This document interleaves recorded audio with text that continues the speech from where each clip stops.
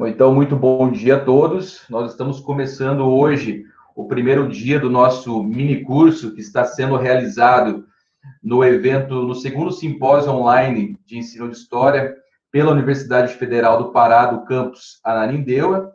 Esse mini curso tem o título Didática da História e Consciência Histórica em Perspectiva, Fundamentos, Metodologias de Pesquisa e suas relações com a aprendizagem histórica, e será ministrado, né, por mim, professor William Júnior Bonetti, e o professor Arnaldo Martins Latta Júnior. Tá? Então, nós estamos iniciando o primeiro dia e vamos começar com as discussões em torno do que é a didática da história, seus principais conceitos e também um pouco das pesquisas que circundam esse campo investigativo na Europa, certo? Então, pessoal, vamos começar então, tá? Eu vou compartilhar com vocês o material, tá? Que nós elaboramos, tá? Para esse curso. Já vai aparecer para vocês. Então, a proposta, então, pessoal, nessa manhã, né, é contextualizar um pouco sobre as origens, né, do campo da didática da história na vertente alemã, né, analisar o conceito de consciência histórica, cultura histórica, formação histórica e aprendizagem histórica, e também apresentar um breve quadro sobre como se desenvolvem as pesquisas sobre didática da história em diferentes países, né, como a França e o Canadá especificamente, e ao final abrir então para perguntas e reflexões, né, que vocês possam ter, né, em torno das temáticas aqui presentes, tá? Então, pessoal, uma consideração geral, tá, que é interessante a gente abordar, né, antes de tudo, né, o campo da didática da história, juntamente com a educação histórica, são áreas, né, que vêm sendo muito discutidas atualmente e têm despertado um grande interesse, né, de alunos e investigadores do ensino e aprendizagem de história no geral, né? Então, se a gente observar em vários programas de pós-graduação, pessoas que têm se dedicado à questão do ensino de história, sempre têm o costume de citar, né, obras do Riesen, até de maneira descontextualizada, é uma coisa que a gente conversa sempre com o Arnaldo, discute, né? Então as pessoas citam conceitos esparsos do Riesen, utilizam o Riesen na área do ensino de história, utilizam os conceitos do campo da didática da história, da educação histórica, e não há nenhum problema nisso, né? Então, só para mostrar como que, né, a força, né, e o vigor desses conceitos, né, produzidos na Alemanha estão impactando as pesquisas na área do ensino de história aqui no Brasil, tá? Então, é interessante, a gente sempre acha muito interessante contextualizar o que é o campo da didática da história, quais são as áreas investigativas e os conceitos principais, para que a gente possa situar qual é a importância da obra do historiador Jörn Riesen, porque ele é um autor da teoria da história que também discute questões sobre aprendizagem histórica. E situar e também, né, desfazer algumas confusões em torno do campo da educação histórica. Tá? Então, assim, as pessoas tendem a confundir, até porque no Brasil essas duas áreas elas sempre andam em confluência. Então, o objetivo aqui é a gente perceber as características desse campo, né, e perceber, né, quais são as contribuições dessa área para o campo geral do ensino de história no Brasil. Quer dizer, o que nós ganhamos, né, com essa metodologia investigativa e como que a gente pode aplicar, né, tanto nas nossas investigações, quanto a contribuição dela para a formação de professores, né? Então, uma primeira consideração interessante a pensar é a seguinte, tá? No Brasil, a didática da história, né, ela é pensada da seguinte forma, tá?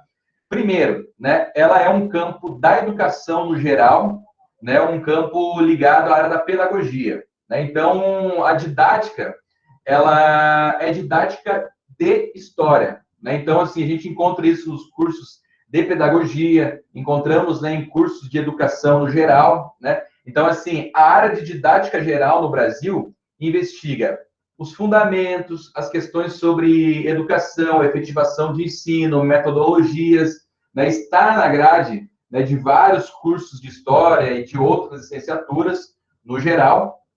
e é uma área voltada para a questão de metodologia e prática. Então, assim, é eminentemente uma área voltada, né, à educação e à pedagogia, né, geralmente ministrada, né, por pessoas ligadas à educação. Então, esse é uma primeira questão, né, para a gente desfazer um primeiro problema em torno disso, né, uma primeira confusão, é essa ideia de que didática da história é a mesma coisa que didática geral, tá? Então, a gente vai perceber que didática da história é um campo investigativo no Brasil, é um campo investigativo em outros países, né, da Europa e do mundo, né, e na Alemanha ela surgiu estruturada como uma subdisciplina da ciência histórica.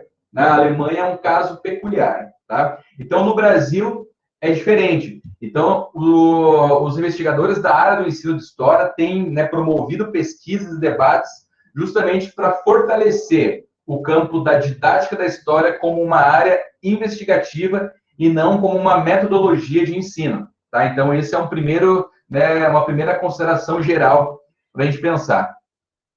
A segunda questão, pessoal, é que a didática da história, ela não é educação histórica, tá? Então, assim, as pessoas confundem, né, a History Education, né, que foi formulada no campo britânico, né, lá com os britânicos. Depois tem muitas investigações no Brasil com os trabalhos da Isabel Barca e o pessoal da educação histórica em Portugal e no Brasil, né, sobretudo no laboratório de Educação Histórica na Federal de Curitiba, né, Federal do Paraná de Curitiba.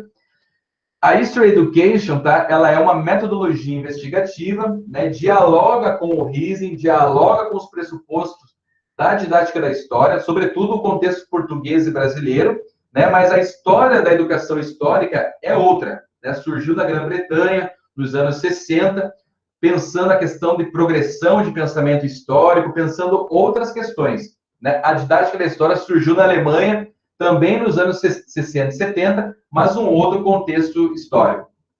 A educação histórica preocupa-se especificamente com a questão da aprendizagem histórica em contextos escolares, contextos não escolares também, mas o foco, a grande contribuição é em questões de ensino-aprendizagem no contexto escolar e também na circulação social da história, né? No Brasil, né, e agora na Inglaterra também, mas no Brasil, né, os autores têm se fundamentado muito nas obras, né, e principalmente no conceito de consciência histórica, né, do Jörn Riese, né, ou seja, a teoria da consciência histórica. Então, a primeira questão para a gente pensar é que são dois campos distintos, mas eles têm objetos e um caminho muito semelhante, né, no desenvolvimento investigativo.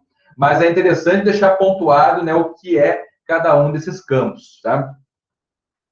E aí eu entro especificamente, né, a abordar com vocês a questão, né, das particularidades do campo da didática da história alemã, tá? Então, o primeiro ponto para a gente pensar esse campo investigativo é o seguinte, tá? A perspectiva alemã da didática da história, ela surge, então, por volta dos anos 60 e 70, tá? A didática da história, né, como na perspectiva alemã, ela é conhecida como Nu Geschichtdidatik, né? Seria algo nesse sentido. Não sei, meu alemão é péssimo, né? Então, mas seria algo como uma nova didática da história, né? O que é isso especificamente? Né? Então, aqui é interessante entender como é que se organizou, né? Como é que se fundamentou esse campo, né? Então, a primeira coisa, né, que é interessante abordar, inclusive tem um artigo do Rafael Sade, né, da Federal de Goiás, que ele aborda um pouco em torno desse contexto da didática da história na Alemanha, até porque nós temos poucos trabalhos em idioma português. Então, basicamente, né, o movimento ele se deu em torno de uma renovação da história e do ensino de história, né, no contexto pós-guerra, justamente para suprir carências de orientação, né, carências de orientação temporal no contexto pós-guerra, tanto de alunos, quanto de professores, quanto na sociedade em geral. O conceito central na didática da história, né, é aprendizagem e consciência histórica, tá? Eu coloquei do lado aqui para vocês, né, internet, se vocês quiserem pesquisar futuramente, né, os principais autores, é uma gama de autores alemães e didáticos, né, alemães, mas nós temos aqui alguns principais, tá? Que é o Jörn Hiesen, o Klaus Bergmann, que são trabalhos, né, que nós temos traduzidos, né, no português, o Pandel, né, e o Shorkin. E também agora nós temos alguns trabalhos publicados do Bodo von Boris, né, que é um parceiro, amigo do Hiesen, e que, né, trabalha muito com a pesquisa empírica, aplicando, né, a teoria da consciência histórica na Alemanha, tá? Então, um contexto, né, peculiar da Alemanha é a seguinte, tá? Primeira questão é que a didática da história ela surge na Alemanha como uma forma, né, de renovação no ensino, justamente porque o ensino de história ele já não estava mais dando conta de responder os problemas e as crises, né, relacionadas aos problemas enfrentados pela Alemanha naquele momento. A gente tem que considerar que a Alemanha ela estava dividida, né, o lado oriental, né, a Alemanha ocidental e a Alemanha oriental sob o domínio soviético, né? E a sociedade alemã já não estava mais dando tanta importância para o ensino de história. Tanto é que o ensino de história ele estava sendo tirado das grades curriculares, né, das federações dos estados. Então, assim, um movimento que surgiu dentro de universidades, movimentos de historiadores que também estavam, né, calcados na educação, foi justamente fazer alguma coisa. Nem o ensino de história, nem a história como ciência, né, elas estavam suprindo essas carências. Elas estavam entrando em descrédito. Nesse momento também, a gente pode pensar que alguns grupos, né, surgiram, inclusive a sociologia e ciências sociais estavam ganhando espaço nesse contexto. Então, é só a gente pensar, eu coloquei como exemplo aqui, né, a própria Escola de Frankfurt, né, com o Habermas, Adorno, Horkheimer, né, são alguns, né, o próprio Walter Benjamin. Então, assim, são reflexões, né, daquele momento em que as ciências sociais estavam ganhando peso. A gente tem no campo artístico e no campo da arquitetura, né, a própria Bauhaus, né, que era um movimento, né, de escola, né, de ofícios e de arquitetos que também estavam pensando essas questões e dando uma resposta no seu campo à crise, né, às crises vivenciadas nesse momento. Então, assim, os historiadores estavam perdendo cadeiras para sociologia. Então, você tinha lá, por exemplo, o estudo da sociedade, né, ciência política, mas você tinha uma diminuição das cadeiras de história, especificamente. Então, era necessário fazer, né, alguma coisa nesse sentido. O Hobsbawm fala, né, num texto, né, A Era dos Extremos, ele fala o seguinte, né, que isso era uma crise de orientação geral que surgiu no pós-guerra, não é só uma realidade da Alemanha, né? Então, você teve, por exemplo, né, aquelas pessoas que participaram, aqueles pais, né, aquelas famílias que participaram do contexto de guerra, né, Primeira e até a Segunda Guerra Mundial, e a geração de filhos que surgiu, né, de jovens, né, no pós-guerra, já não vivenciavam mais o espaço de experiência dos seus pais, né? Aqui puxando um termo do Koselleck, né? Que também é um autor alemão. E eles, né, já não viviam mais nesse momento, já não compreendiam. E aí, nesse momento que surge, né, elementos como movimentos como o movimento hippie, punk, enfim, movimentos de contracultura. Então, assim, os pais, né, que ainda que sobreviveram a esse período de pós-guerra, não concebiam que seus filhos, né, largassem tudo, né, e pensassem, né, tivessem um outro tipo de mentalidade em relação à sociedade, enquanto eles tinham trabalhado arduamente na reconstrução da Alemanha, sobretudo no pós-guerra. Então, havia uma crise de orientação geral. E, além disso, a Alemanha estava ocupada, né? Então, assim,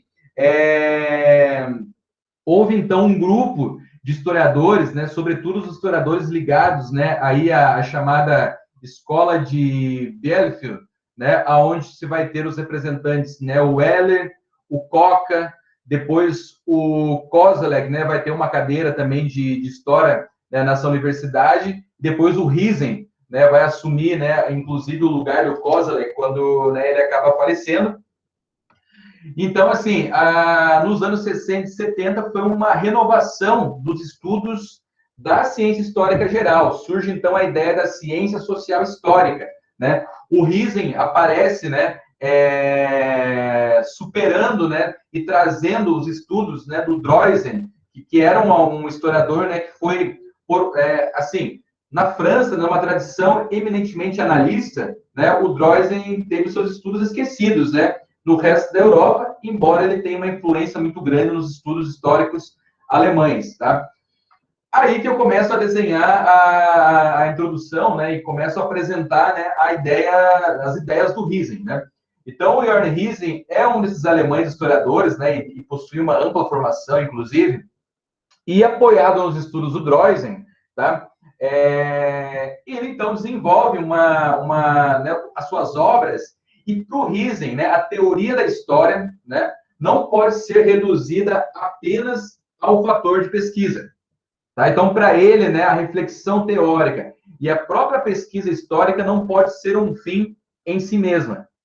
Por isso que o Riesen vai elaborar na obra dele, no primeiro capítulo, né, da obra Razão Histórica, da trilogia, uma matriz disciplinar, né, apoiada, né, no modelo do Thomas Kuhn, para dizer o seguinte, que o trabalho do historiador, ele nasce, né, a investigação que o historiador faz, ele tem um pé nos fundamentos, na vida prática, nas carências de orientação, ele passa por uma sistematização acadêmica e ele retorna para a vida humana em forma de orientação para a vida prática. Né? Então, assim, para o Riesen, né, ele vem de uma tradição histórica aonde o conhecimento histórico, se não tiver um sentido para a vida, um sentido de orientação das carências humanas, né, se o conhecimento histórico não servir para dar respostas às crises, né, do seu tempo, então eles não valeriam de nada, né? Então o Riesen, ele vem, né, apoiado, né, nos estudos do Droysen justamente para dizer o seguinte: a história é um tipo de conhecimento que, além de você formar a sua consciência histórica e contribuir para você interpretar o tempo, ele contribui também para ser uma forma de orientação das ações humanas no tempo. E é aí que a gente introduz, né, o conceito de consciência histórica do Riesen, que ele é o autor que melhor desenvolveu o conceito de consciência histórica. Mas o primeiro autor a desenvolver, segundo, né, os estudos que são feitos, né, o Rafael Sade fala isso, e outros autores também, né, o Marcelo Fronza, da UFMT, inclusive, fez doutorado junto com, né, fez um doutorado de sanduíche com o Riesen, né, e ele fala que o Jaisman, né, eu esqueci até de citar ele ali anteriormente, é um dos primeiros autores a formular o conceito de consciência histórica. Mas o Riesen é aquele que sobressaiu, é aquele que formulou uma teoria mais ampla, né? E a consciência histórica, né, de maneira geral, isso vai ser abordado, né, mais adiante, mas a consciência histórica é um conjunto de operações mentais pela qual o ser humano consegue interpretar o seu tempo e ainda lançar perspectivas sobre o presente e sobre o futuro. Tá? Então, assim, nisso nós vamos englobar estudos históricos, o conhecimento histórico, a formação histórica. Tá? Então, por isso que o conceito que o Riesen traz, ele é central no campo da didática da história. Então, esse contexto de renovação começa nos anos 60 e nos anos 70, inclusive o Rafael Sade, no texto, né, sobre didática da história da Alemanha, que está no programa de vocês, ele fala que a própria formulação do conceito de didática da história na Alemanha não foi igual, né? Então, você tinha um conjunto de autores que pensavam a didática da história de uma forma, outros didáticos que pensavam de outra maneira, né? Então, você vai ter, por exemplo, a Annette Kuhn, né, que é uma das historiadoras alemãs. Para ela, a didática da história estaria mais próxima de uma didática histórico-crítica, né, e mais interligada ao campo educacional, né? O Jörn Riesen e o Klaus Bergmann, né, que é um autor também que tem artigos traduzidos no Brasil, para esses autores, eles formulam teorias e defendem que a didática da história deve ser compreendida como uma subdisciplina da ciência histórica. né? E essa é a versão, digamos assim, vencedora na Alemanha. Então, essa é a posição que sobressaiu. Inclusive, foram feitas cadeiras, né, de didática da história na Alemanha. Então, por isso que, ancoradas nas teorias, né, epistemologias da história, né, desenvolvida principalmente pelo Riesen, então, a didática da história da Alemanha passou a ser compreendida, então, como uma subdisciplina da ciência histórica que se preocupa com a aprendizagem histórica, né? E tem o conceito de consciência histórica como um dos conceitos principais, né? E também que dialoga, obviamente, com o campo da educação, né? Mas a grande questão é, a didática da história é um campo inerente à ciência histórica. Aí você pode me perguntar, tá, mas em outros lugares do mundo não é bem assim. Com certeza não, né? No Brasil, é uma briga para você, né, fazer compreender que a didática da história não é educação, né? Apesar de dialogar com ela, né? Mas todo o seu campo investigativo ela está ancorada na epistemologia. Como eu vou mostrar para vocês depois na França, né, a didática da história é entendida como um apêndice, praticamente, né, da formação do historiador. Né? No Brasil mesmo, em vários lugares, né, você cursa o curso de bacharelado 3 anos e faz a formação pedagógica em 1 ano. Né? Então, assim, é uma realidade aqui no Brasil ainda. Então, assim, ela é diferente. Não é todo lugar, né, que ela é tão estruturada quanto na Alemanha. E na própria Alemanha mesmo, né, as cadeiras de didática da história, né, elas estão também em departamentos de currículo, de educação. Mas as investigações estão ancoradas na epistemologia, na teoria e na própria filosofia da história. Essa é a grande questão de pesquisa. Numa das aulas do doutorado que eu tive, né, com o Marcelo Fronza, que é professor da Federal de Mato Grosso, né, ele é um dos que mais, né, leva adiante essa linha da educação histórica, da didática da história. Ele estava comentando o seguinte, né, que a didática da história só começa a desenvolver investigações empíricas, né, para valer na Alemanha depois da unificação, da reunificação, né, depois da quebra do Muro de Berlim, tá? Até então, você tinha uma nova, né, um novo tipo de reflexão, você tinha uma nova configuração ali dos currículos, né? Mas pesquisas e investigações elas começam a ser feitas depois da reunificação alemã, tá? Que aí isso o próprio Riesen explicando, né, para o Marcelo Fronza, o professor, que na verdade assim você não tinha pesquisas investigativas sobre consciência histórica no lado oriental. Então assim você depois da reunificação que muda o sistema, né, que os próprios líderes, né, do lado ocidental acabam assumindo a parte oriental, é que você começa também, né, a entrar as pesquisas, né, sobre história e didática da história do lado oriental da Alemanha, né? Então é só a partir daí que surgem os estudos. O Bodo von Boris pesquisa muito a partir, né, dos anos 90, né? Inclusive ele tem um livro, né, que foi traduzido no Brasil, que é Jovens e Consciência Histórica. Então assim é uma gama de trabalhos que foram feitos nos anos 70, 80 e 90 principalmente, né? Então, é a partir do contexto de reunificação que ganha corpo as investigações na Alemanha, tá? Outro ponto interessante para a gente pensar, né? O que, então, se ocupa o campo da didática da história, tá? Então, primeiramente, né, o campo da didática da história, né, ele se ocupa com a história escolar, né, como eu havia comentado com vocês, né? É um campo, né? E aqui o campo da história escolar entende-se aprendizagem histórica e não ensino, propriamente dito, tá? Então, a história escolar, né? Ou seja, como ela é produzida na escola, quais são as influências que a escola, o ensino, a aprendizagem histórica, né, escolar, ela recebe, né, da cultura histórica, qual é a influência dela, quais são os fundamentos e as condições de existência, né, da história enquanto disciplina escolar. Tá? Então, um dos focos, né, da didática da história é isso. E ela também investiga, né, as diferentes formas e expressões da consciência histórica e da cultura histórica na sociedade. Então, o conceito de consciência histórica aliado ao de cultura histórica é fundamental, né? Então, logo mais eu vou falar sobre as dimensões da consciência histórica. Então, o olhar da didática da história, ele vai além da história escolar. Ele vai investigar a formação da consciência histórica de professores, de alunos, qual é o tipo de história que circula na sociedade, qual é a relação com as mídias, qual é a relação com a dimensão estética da cultura histórica, com a questão política, e como isso vai impactando, né, a consciência histórica de jovens, de alunos, de pessoas, de professores, né, no contexto geral. Então, ela não está focada só na aprendizagem escolar.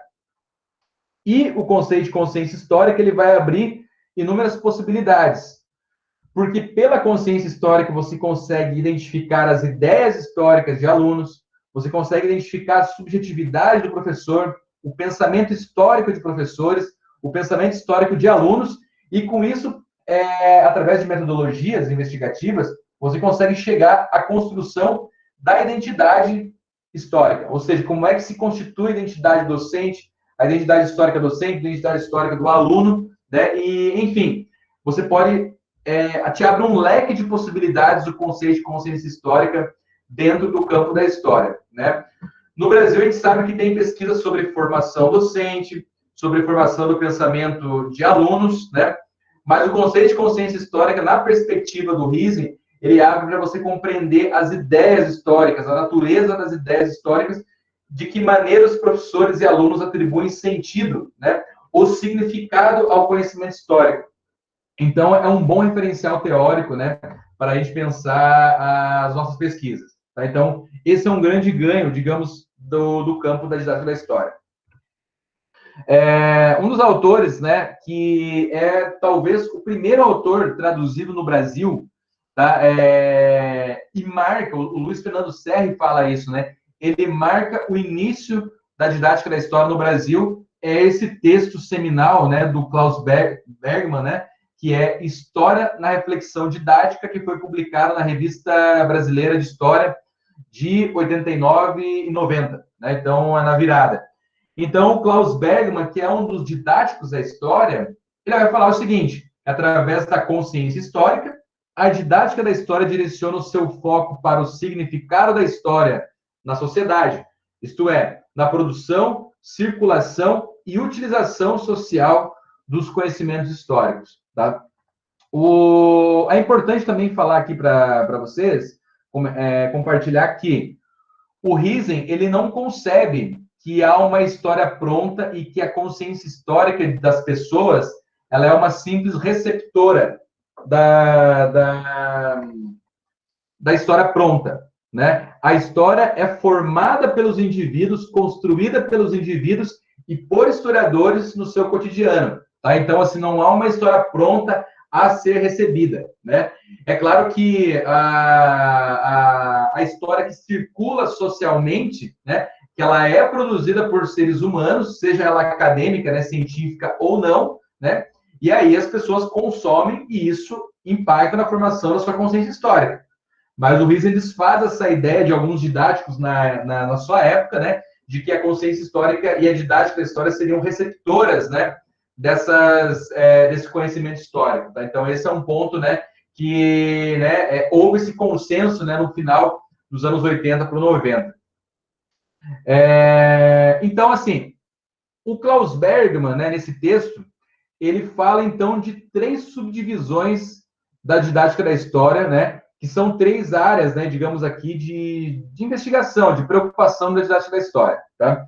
Então, a primeira delas, né, é o aspecto empírico, ou seja, né, os conteúdos, e isso aqui o Riesing também, ele né, vai chancelar isso também, né, ele fala que é isso mesmo, né, o aspecto empírico, né, os conteúdos que poderiam ser ensinados nas escolas, né, nas mídias que circulam nos grupos e que impactam na formação da consciência histórica, um aspecto reflexivo relacionado ao que poderia ser ensinado a respeito da história e poderia ser aprendido em relação à história, e um aspecto normativo, que está relacionado, então, aos conteúdos, metodologias, estruturações da história dentro e fora da história, né? E aí já, né, no seu conteúdo, até mesmo político em relação ao conteúdo que é formulado fora, mas que vai acabar impactando, né, o interior da escola, tá?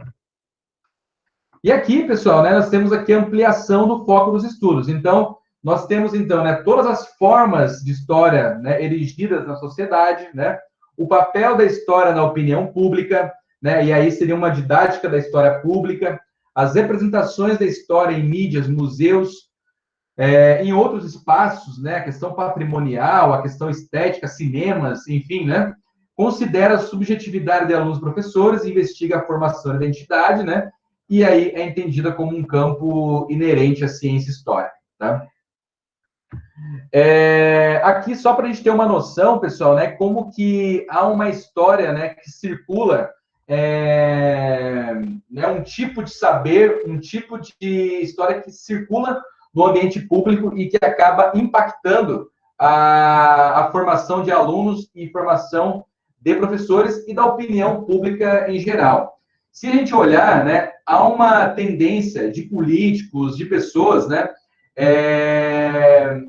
de articular, né, a questão histórica com o discurso político, né? Então, ou seja, uma dimensão política da cultura histórica que influencia e impacta na formação da consciência histórica. Eu trouxe aqui algumas reportagens avulsas, né? Então, só para a gente ter uma ideia. Por exemplo, a Dilma, no contexto do impeachment, né, em vários momentos, ela se comparou ao Vargas, né? Que ela havia sido, né, vítima de golpe, que ela havia sido, como diz assim, enfim, ela havia sido vitimária, digamos assim, né, por conta disso, lembrando, né, o golpe que o Vargas sofreu. Então, veja, ela resgatou, né, um elemento histórico para tentar legitimar um discurso seu no presente, né? Então, ela articulou um discurso histórico na cultura, né, histórica política. O Bolsonaro não é novidade ele, né, afirmar que, por exemplo, né, o brilhante Ustra foi o herói nacional, que não houve tortura, né? Então, uma espécie de negacionismo, né? São elementos que nós, professores e alunos, temos que lidar e que impactam a formação da consciência histórica.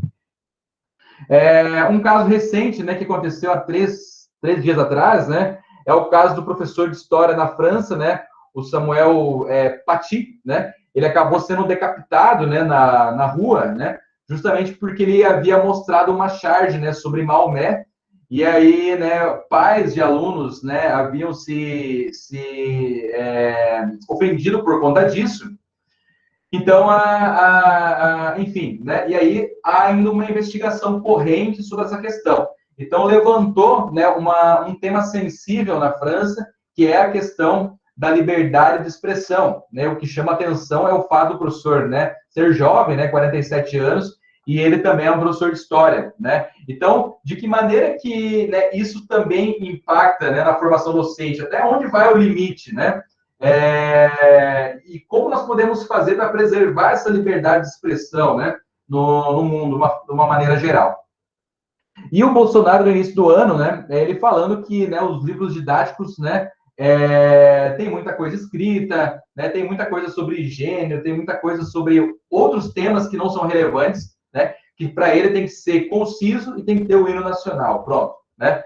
Então, assim, é um tipo de concepção a respeito de livro, de história, de discurso político que circula e impacta, né, a dimensão aí da cultura histórica, né, e acaba impactando na formação da consciência histórica, tá? Então, são alguns elementos que eu trago, né, para nós aqui, né, nessa manhã.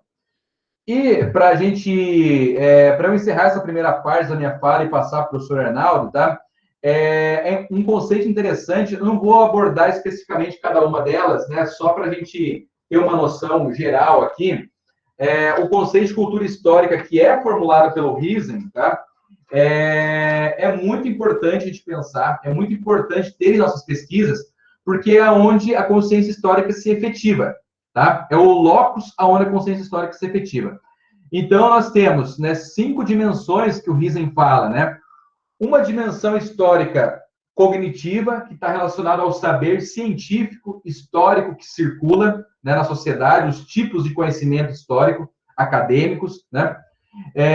Nós temos um conhecimento histórico e um saber histórico, né, que circula na dimensão estética, que está relacionado aos os meios de tudo aquilo que envolve a questão da arte, da beleza, né? Então, em discurso de cinemas, mídias, museus, músicas, canções, né? Há uma história, há um saber histórico que circula, né? E isso faz parte, né, da cultura histórica da sociedade. A dimensão política, né, como eu falei agora para vocês, né, está relacionada, então, às lutas, os tensionamentos em relação às disputas de poder, problemas, né, como, né, o historiador dá, né, como a sociedade lida com essas crises, seus problemas históricos, né, e isso é fundamental analisar. Quer dizer, você, através da história, né, você pode impedir abusos, né, e a cultura histórica política, né, pode influenciar a opinião das pessoas, né, pode levar a abusos, né, então é importante, principalmente o trabalho do historiador, né, e dos professores de história, né, observar a dimensão política justamente para manter a liberdade e a democracia em voga, né. Temos a dimensão moral, né, que está relacionada, né, a uma dimensão ética e uma dimensão que diz respeito ao seguinte, a responsabilidade histórica de uma sociedade, né? Então, aqui surgem temas, como é que a sociedade lida com a sua memória histórica, com a memória das ditaduras, com o racismo, a abolição, com as cotas, qual é o grau de responsabilidade histórica, né? Isso é um tema que circula na sociedade, tá?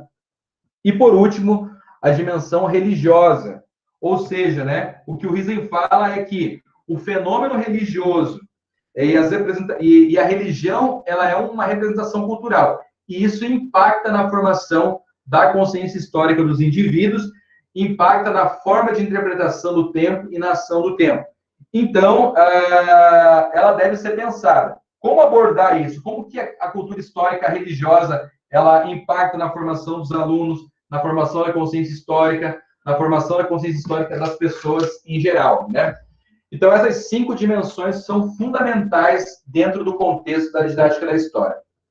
Então, aqui eu finalizo essa minha explanação, abordando, então, a origem das discussões sobre didática da história na Alemanha, como que o Risen entra e fundamenta esse campo, o conceito de cultura histórica, né, que é fundamental para a didática da história, né, e aí já abrindo perspectivas, né, para pensar outras particularidades e contribuições da didática da história, tá? Eu não vou me alongar muito, então eu passo, né, a palavra agora para o professor Arnaldo, para que ele fale um pouco mais sobre a questão da consciência histórica, da questão da aprendizagem histórica e do ensino de história, certo?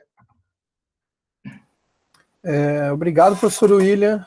A gente teve algumas perguntas aqui, eu não sei se a gente já responde ou se a gente deixa para o final.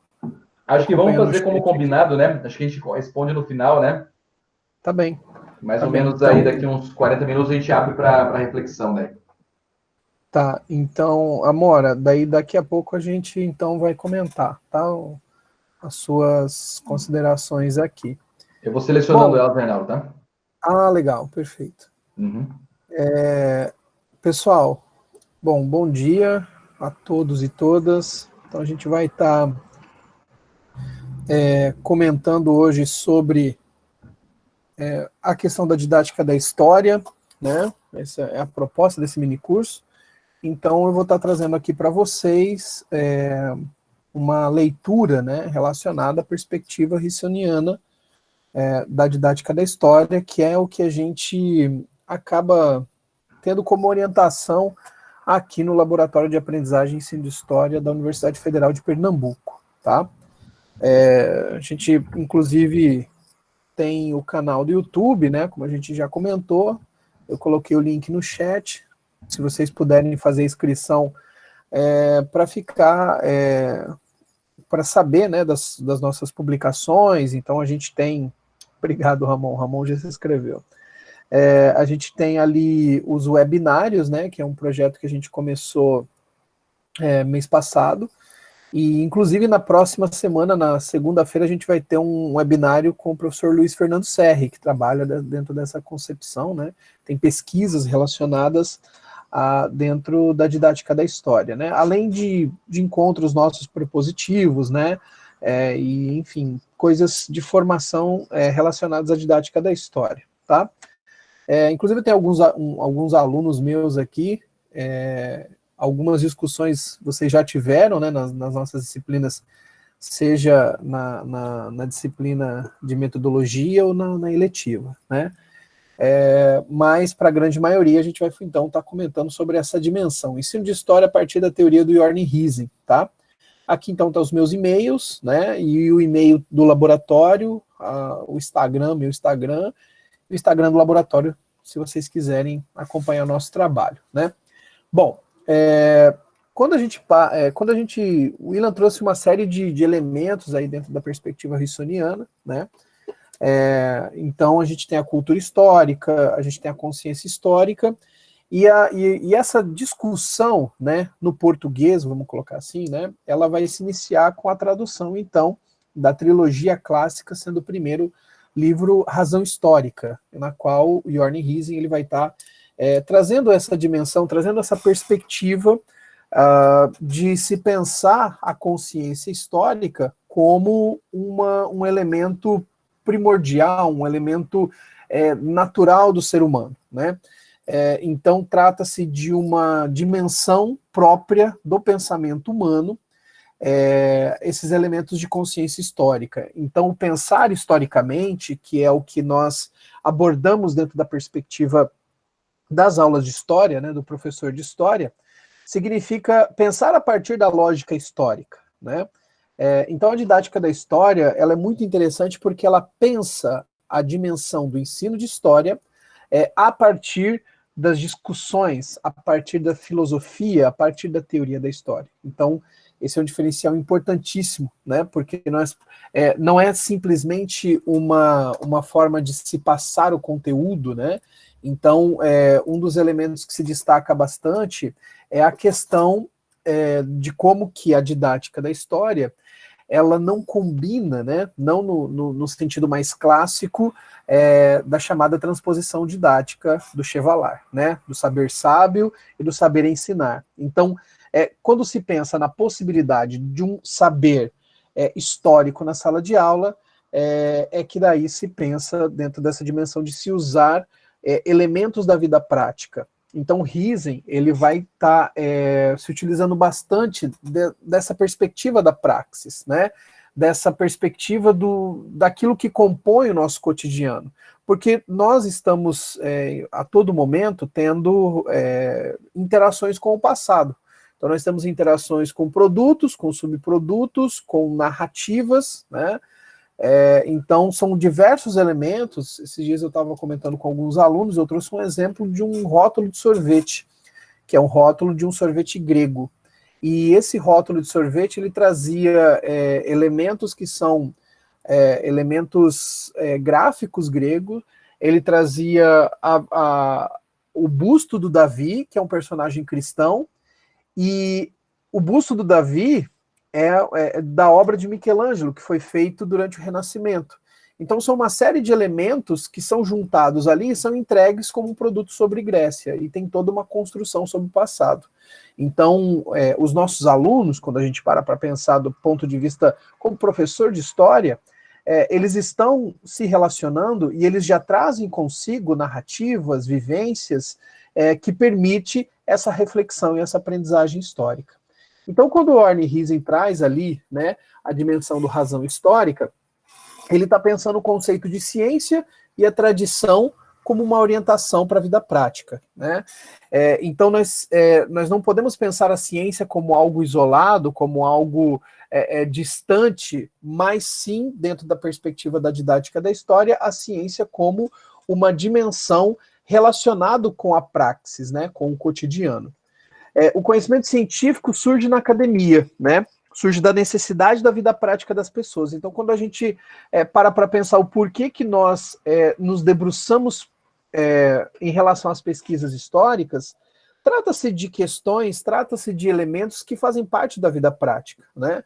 Quando a gente tenta observar, por exemplo, um exemplo que eu sempre dou, quando a gente tenta observar as questões, por exemplo, de gênero, ou as discussões de gênero no processo da Inquisição, né, as questões de sodomia e tudo mais, nós estamos tendo questões que não necessariamente faziam parte daquela época, mas são iniciativas que nos fazem observar de que maneira isso se relacionava lá naquela época. Então, já que não existe nessa época, nós nos questionamos, como é que era, então? De que maneira? Então, sempre a pergunta, né, a iniciativa, ela parte de um contexto da vida prática do presente, das relações do presente, e é possível, então, a gente pensar e é possível se relacionar com essas perguntas sobre o passado, dando, então, essa dimensão e dando as possibilidades de que esse homem do passado, ele está envolvido nas relações do passado, então, por isso é importante também envolver um pouco dessa imaginação, de se colocar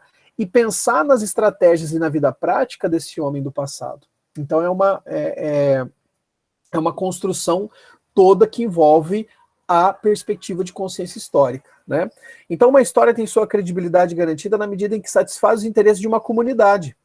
E a revisão na historiografia ocorre quando há um descompasso entre o conhecimento produzido e a satisfação dessas carências. E um dos principais elementos que o professor de história vai acabar se deparando, e isso envolve os elementos da consciência histórica, e aqui a gente lembra, né, o próprio Serre fala que não é possível a gente conscientizar historicamente. Não é nesse sentido que a gente está pensando a perspectiva de consciência histórica, né? Eu já vi em alguns trabalhos, eu já vi alguma... eu e o William, a gente até brinca, né, quando a gente está conversando sobre o processo de russianização, né, dos trabalhos acadêmicos, em que muitas vezes são colocados de uma maneira equivocada, porque a consciência histórica são essas relações, são essas, como o próprio Riesen trata, né, são a soma de elementos mentais, de vivências, em que a gente tem uma construção sobre o passado, uma visão sobre o passado, né. Então a gente acaba se relacionando com essas possibilidades. Então, essa questão de revisionismo a gente vai lidar no cotidiano na sala de aula. Os nossos alunos, né, quando eles nos fazem certas perguntas e nos confrontam em relação a elementos do passado e lacunas na narrativa, né, que muitas vezes eles acabam de uma maneira natural percebendo essas lacunas e querem saber por curiosidade mesmo, esses questionamentos acabam revelando algumas perspectivas de revisionar o passado, de se colocar. Então a escola, ela está inserida no ambiente prático, né? Ela está inserida nessa narrativa, nessa dimensão prática.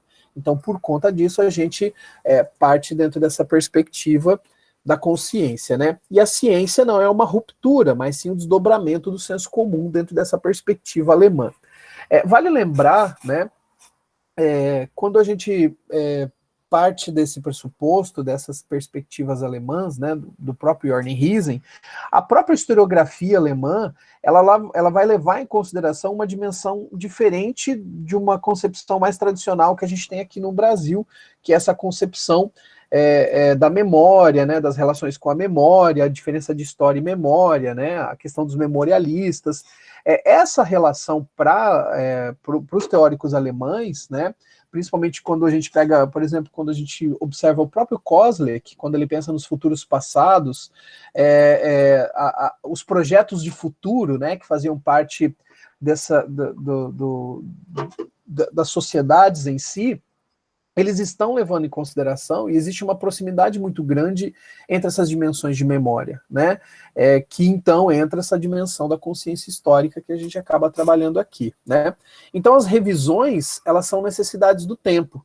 Então, por exemplo, eu trago aqui, né, dimensões de elementos da história, quando a gente parte dessa dimensão de consciência, de 3 etapas, de 3 momentos distintos, em que haviam projetos de futuros distintos, orientados por consciências históricas distintas, porque são homens, né, mulheres, enfim, são pessoas distintas no tempo.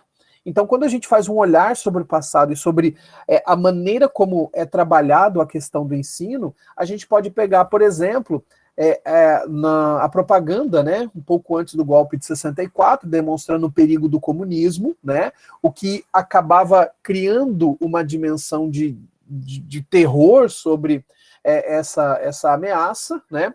Aí a gente tem uma propaganda já do período militar, né, o Brasil era apenas o país do futuro, então o futuro chegou. Então, uma dimensão de futuro, uma dimensão de projeto de futuro, trazendo para o agora, né? O perigo comunista já foi acabado, né? E essa propaganda era uma propaganda que vinculava, né, inclusive dentro das escolas. E aqui uma propaganda do governo Dilma, né? Que é uma coisa interessante, que numa pesquisa relacionada, a gente não encontra, né, uma propaganda direcionada na perspectiva da escola. Tá uma reflexão sobre esse momento, né, do governo Dilma, né, em que ela vai estar destacando a questão da riqueza do pré-sal e os investimentos. Então, perceba, são três concepções sobre o passado, são três dimensões em que nós temos perspectivas diferentes, pessoas diferentes e consciências diferentes. Então, dentro da sala de aula, a gente vai lidar com isso. Então, trabalhar com consciência histórica dentro do objeto, dentro da sala de aula especificamente, seria mediar essas relações, seria mediar esses saberes, né? E através das reflexões, das possibilidades, fazer um entendimento histórico e uma aprendizagem histórica a partir dessas vivências, a partir dessas relações, né? Os alunos sempre me perguntam se eu posso pensar uma questão de consciência histórica, de dimensão histórica, numa aula dita tradicional, né, numa perspectiva dita tradicional. Olha, é possível você fazer essas reflexões em diversos momentos, né? Em vários momentos eu falo sobre a importância da análise de conhecimentos prévios, porque com a análise de conhecimentos prévios, você vai estar recuperando dos alunos, você vai estar entendendo o que eles pensam sobre determinados elementos, sobre determinadas questões. E essa análise de conhecimentos prévios não precisa ser necessariamente uma folha com perguntas, né? Você lá na sala de aula, você pode, eu até brinco, você pode sentar em cima da mesa do professor, né, do birô, e fazer alguns questionamentos, né? Fazer perguntas, o que eles acham sobre um determinado ponto, o que eles sabem antes de começar a aula, né? Então, às vezes a gente se apega a certas amarras dentro dessa dimensão e acaba não utilizando porque é uma perspectiva que não funciona, é somente um papo da universidade, quando na verdade é possível a gente pensar e é possível a gente fazer esses elementos e pegar.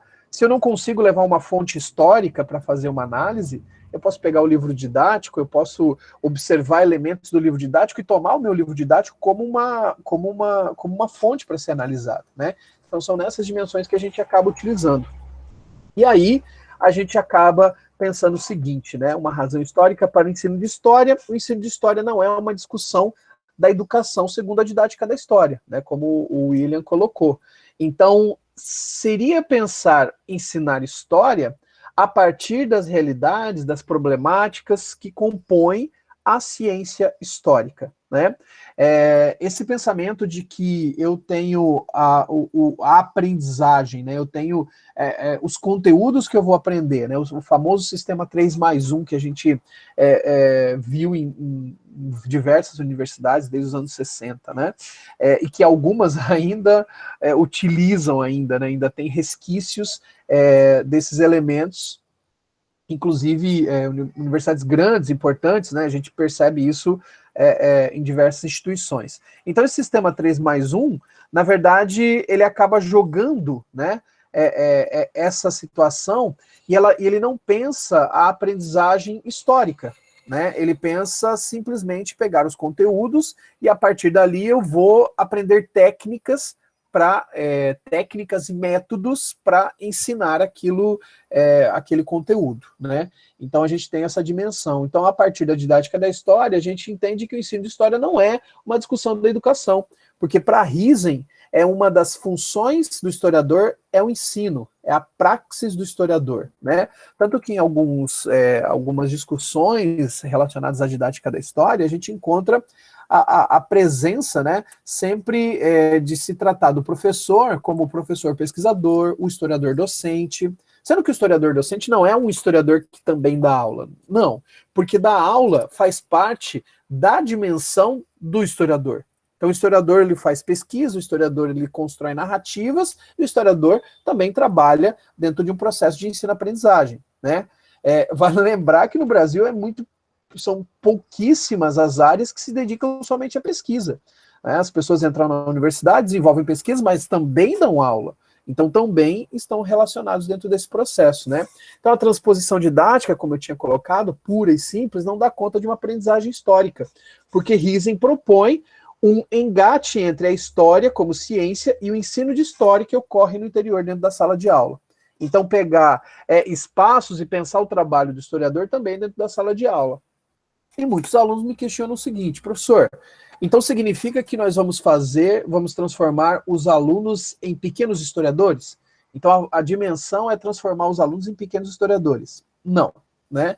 A ideia é que os alunos, eles se transformem em pessoas que tenham um senso crítico, que observam e questionam, né, aquilo que é colocado e pensam historicamente.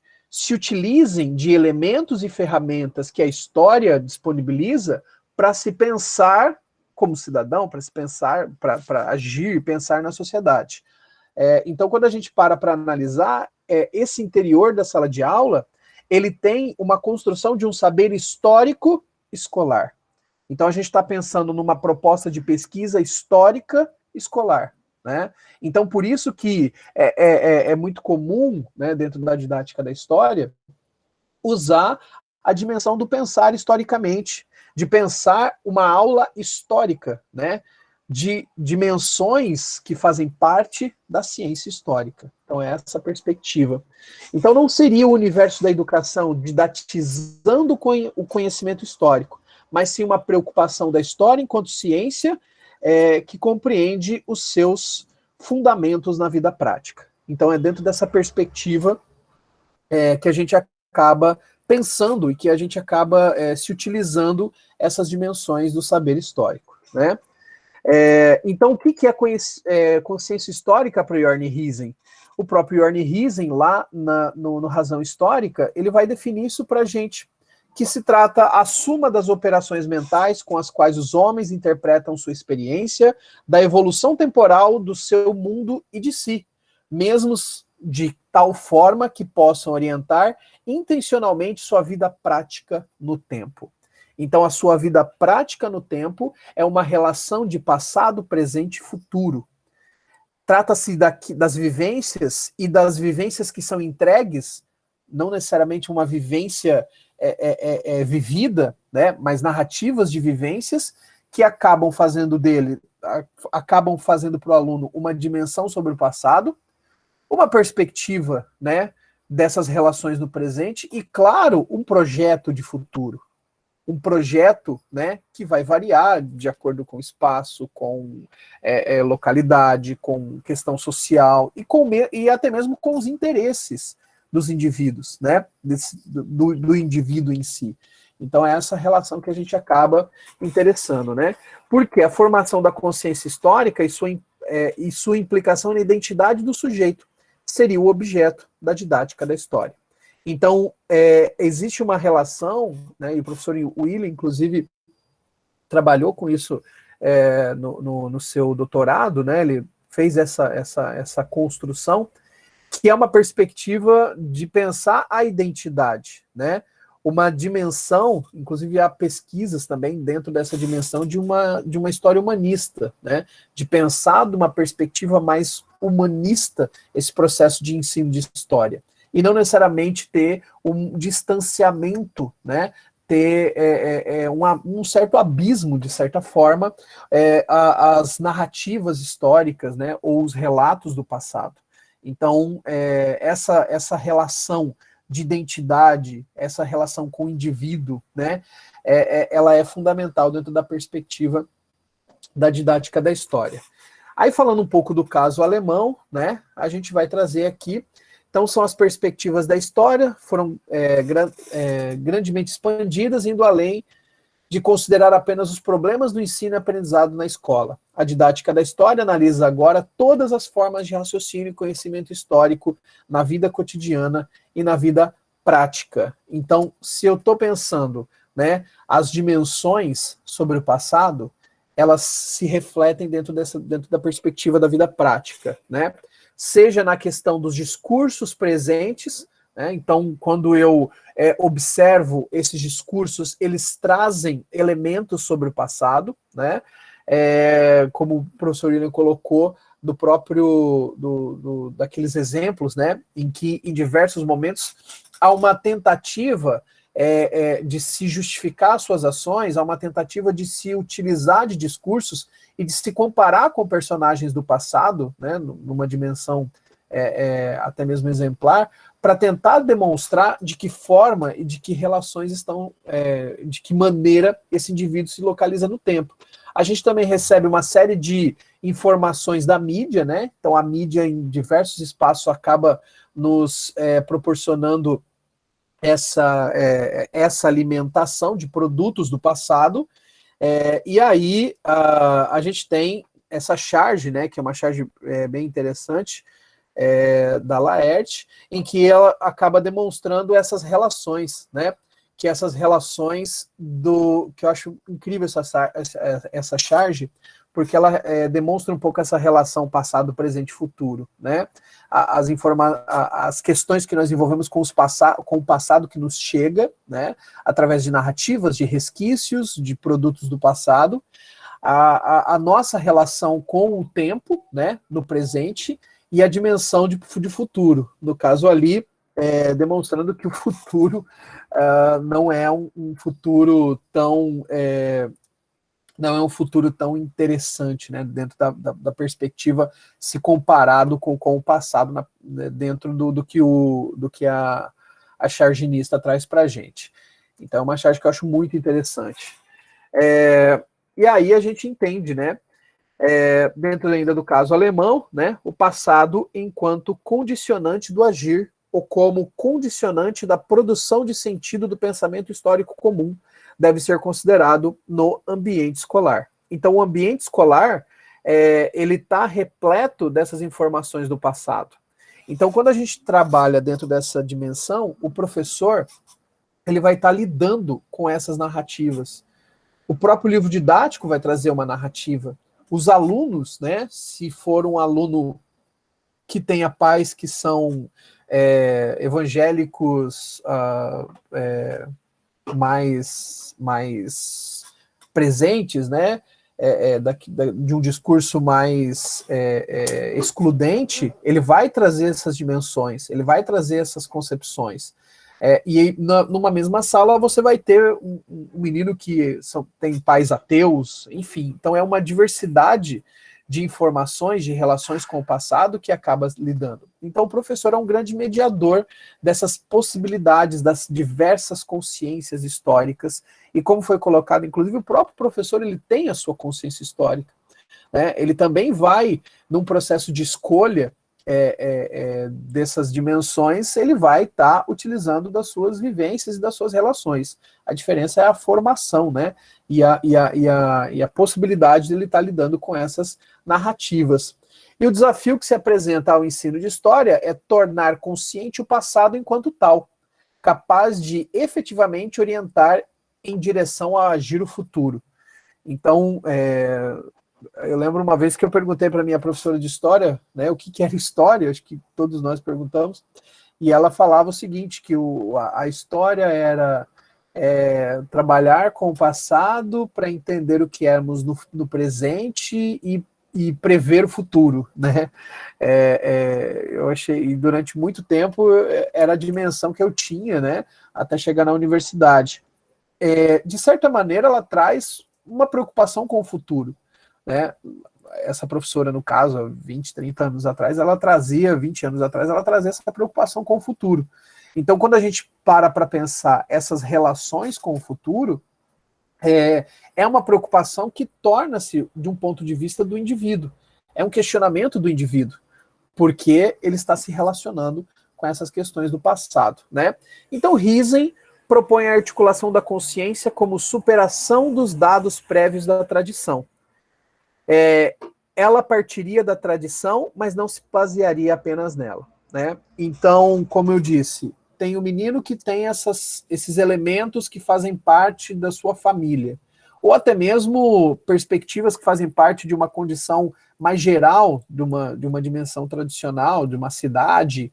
O professor, ele vai questionar e ele vai trazer esses questionamentos a partir de reflexões sobre esses produtos do passado.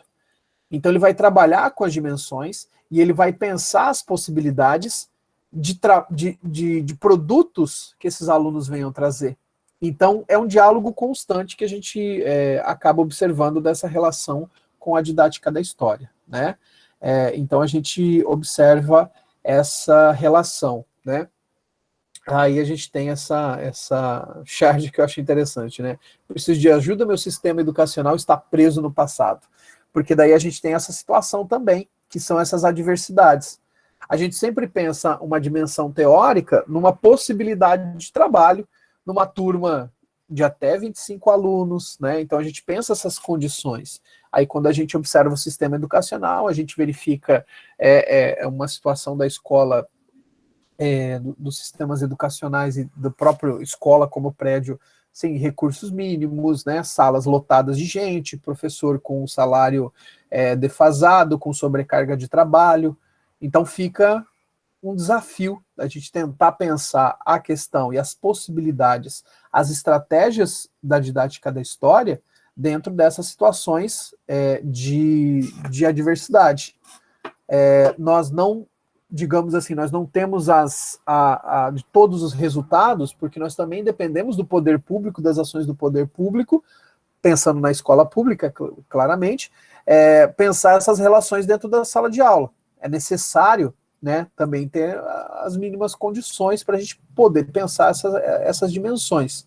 Mas também não podemos abandonar e jogar tudo isso, já que o poder público não permite, então eu vou continuar com a minha aula, que eu vou trazer uma narrativa pronta, encher o quadro para os alunos ficarem em silêncio. A gente tem que pensar nessas estratégias e nas possibilidades, né? Se eu não consigo fazer uma análise de conhecimentos prévios com os alunos, de 50 alunos que estão na sala, eu posso fazer questionamentos, eu posso colocar ponderações, eu posso jogar ideias, tentar utilizar das possibilidades, né? Das mínimas possibilidades que são possíveis, que são permitidas estar utilizando ali, né? E aí, o próprio, nessa obra Razão Histórica, né, ele acaba trazendo uma construção que é muito interessante. Então nós temos interesses. Esses interesses, eles estão relacionados a carências de orientações do tempo, né, concepções de interpretações. Então a gente tem uma determinada forma de pensar. É muito comum, né, nas aulas de história, talvez vocês já tenham percebido isso, chega no primeiro ano, muitos alunos que têm interesse estão fazendo história por uma determinada concepção da história. Eu quero estudar a Segunda Guerra, Aí tem uma frustração, né, porque a nossa dimensão de divisão de conteúdos vai colocar o estudo da Segunda Guerra lá no final, lá na história contemporânea, né, a gente tem uma dimensão linear. Então, esses interesses é que nos faz pensar a história, né? Os interesses nos levam a ideias. Essas ideias são perspectivas orientadoras do passado. Então, a partir do interesse, eu começo a pensar essas relações do passado, eu começo a raciocinar essas possibilidades e de que forma elas se articulam para a gente pensar as dimensões e as relações e como que eu posso pensar isso do ponto de vista, né, de elementos que saiam somente do interesse, que saiam somente de uma dimensão, entrando num ponto de vista científico mesmo. As ideias, por sua vez, vai levar aos métodos, porque daí eu vou entrar já dentro de uma possibilidade. Eu não vou conseguir estudar todos os elementos, todas as narrativas, né? Eu vou ter que, como na história, né? A gente pensa na perspectiva do recorte, a gente pensa numa perspectiva de definição de objeto. Então, quando nós temos uma aula de história, e quando nós estamos falando, por exemplo, das questões no Brasil republicano, né, nós temos um objeto definido, nós temos ideias colocadas ali, né? Então, os métodos vão orientar a minha pesquisa empírica, que daí vai possibilitar as minhas formas. Como que eu vou me relacionar com essas ideias, essas dimensões do passado? Porque eu preciso organizar isso, eu preciso sistematizar isso, né? E eu preciso entender esse meu objeto e eu preciso colocar ele dentro de uma dimensão que faça sentido, né? Começo, meio, enfim. Então as formas vão orientar, né? E vão chegar para mim umas funções. Então, se eu estou pensando sobre o Brasil da Primeira República, né? Quais elementos, por que aquilo é importante de eu estar estudando, por que aquilo faz parte, né? Por que eu vou. Por que é importante eu saber do voto de Cabresto? Por que é importante eu estar relacionado às políticas dos governadores? Qual faz sentido? Lembra que a minha ideia inicial era tentar entender a República no começo do Brasil, né? No início do período republicano no Brasil. Então eu chego a essas funções. E aí, essas funções vão despertar novamente outros interesses. Então, isso é um ciclo, né, dentro do trabalho da consciência histórica. Então, a partir do momento que eu, de certa maneira, encontro respaldo de respostas para essas funções, eu vou novamente ter outros interesses para tentar saber essa dimensão. E aí a gente tem uma divisão, né? Essa divisão que vai estar relacionada à vida prática da ciência especializada. Então, por conta disso, a gente parte o pensamento dentro dessas relações. A relação do passado, a relação de nós vivenciarmos com os produtos do passado e essa linha tênue daquilo que faz parte da vida prática e da ciência especializada. Porque a ciência especializada, ela advém, né? Ela acaba sendo um resultado dos interesses, né, do ponto de partida do interesse da vida prática, né, que a gente tem. Então a gente tem tantos interesses e aquilo que nos faz repensar, né, a questão da existência, porque isso pode ser uma questão, eu tenho um interesse, mas esse interesse veio de onde? Eu posso ter visto uma coisa maior, uma outra narrativa, uma outra experiência do passado, mas daí dentro desse processo, dentro daquelas funções todas, eu tive um interesse num determinado ponto. E nesse determinado ponto eu volto novamente para as ideias, métodos, formas, para as funções, e assim vão surgir outros interesses. É essa a dimensão de razão histórica que Riesen apresenta no trabalho da vida prática com a ciência especializada na dimensão de consciência histórica, né? William, eu acho que daí a gente deixa isso aqui daí para amanhã, né? Essa discussão. Eu acho que pode ser. Até, Naldo, não sei, eu acho que é interessante a gente abrir para as questões, que foram bastantes, né? E perfeito. Até para a gente não se alongar. E amanhã, como a gente vai apresentar mesmo as pesquisas no Brasil, a gente já apresenta também as pesquisas francesas e canadenses, tal, que eu preparei. Eu acho que fica melhor, tá? Bom, vamos lá então, pessoal, passar para algumas questões, tá? Eu separei... Arnaldo, você só descompartilha. Ah, beleza, descompartilha. Eu selecionei as perguntas que foram feitas aqui no chat, né? Eu vou projetar, acho que fica interessante para a gente responder, tá? Deixa eu só localizar elas aqui, então. Bom, pessoal, então nós temos, né, algumas questões que foram colocadas aqui, eu selecionei, né, elas. E se mais alguém quiser fazer questões, né, só se inscreve no chat ali, por ordem, né? Deixa o nome que aí a gente passa a palavra aí, tá? Bom, a Mora, tá? Ela fez 3 questões, mas eu coloquei na ordem, tá? Porque ela foi a primeira a fazer o questionamento. Ela colocou assim: professores e alunos têm consciência histórica ou só o professor? Se ambos possuem consciência histórica, podemos dizer que há uma hierarquia de consciência e que o papel do professor no ensino de história é apurar a consciência histórica do estudante. Aqui, depois que ela fez esse comentário, né, o professor Arnaldo abordou, né, essa questão. A didática da história se ocupa com os processos de ensino, de aprendizagem da história e menos com os processos de ensino. Mas quando seleciona o que ensinar enquanto professor, não está aí um pouco da consciência histórica do professor? Então, os processos de ensino não conteria um pouco de consciência histórica? Quer responder essa, Arnaldo? Acho que é tranquilo, né? Claro, claro. Bom, tanto o aluno quanto, só fazendo a relação ali, né, da pergunta da Amora, tanto os alunos quanto os professores, eles têm consciência histórica porque isso é uma dimensão humana, né? Então isso faz parte das nossas relações de vivências da vida prática.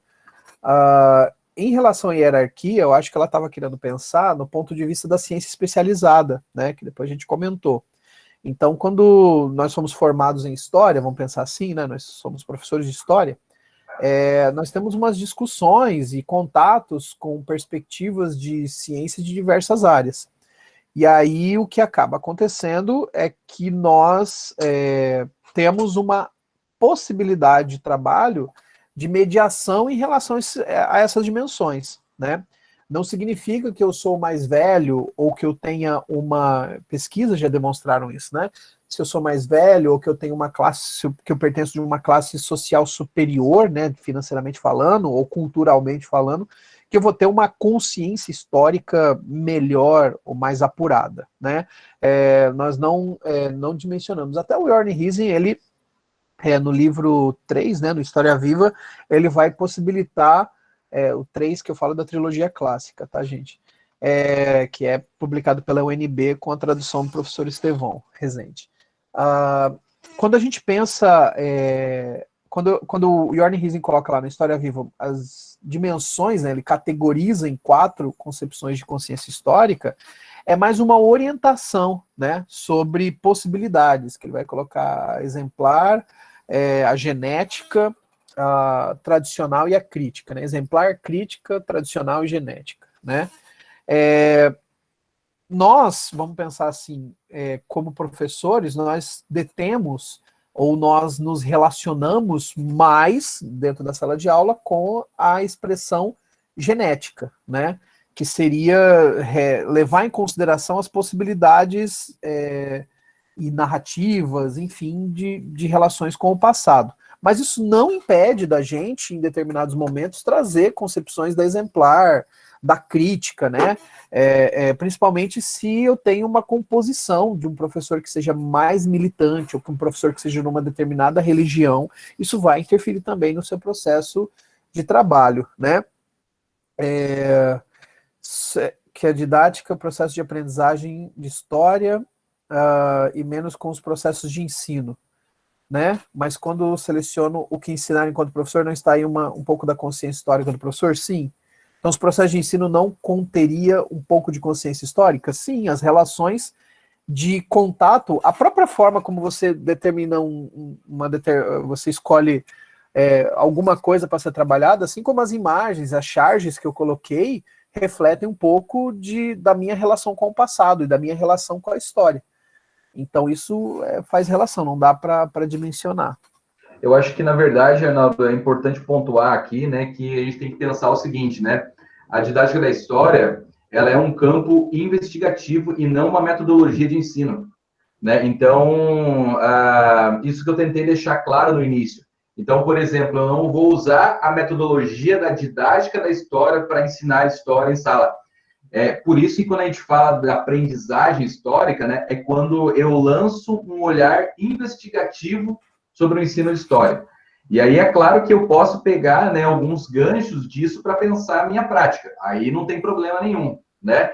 E aí, claro, aí entra a questão, né? Claro, eu tenho que pensar sobre o que eu vou selecionar e como eu vou, né, abordar isso, né? Eu posso dar um enfoque nisso na minha investigação de didática da história? Pode, porque ela não é um campo fechado, né? Mas a questão do que o Riesen coloca e os didáticos da história na perspectiva alemã colocam a preocupação central da didática é a aprendizagem. Como é que ocorre a aprendizagem e os processos de formação da consciência histórica, né? Então, é nesse sentido. Dialogamos com a educação? Dialoga com a educação, com certeza, né? Mas é por isso que a gente deixou claro no início.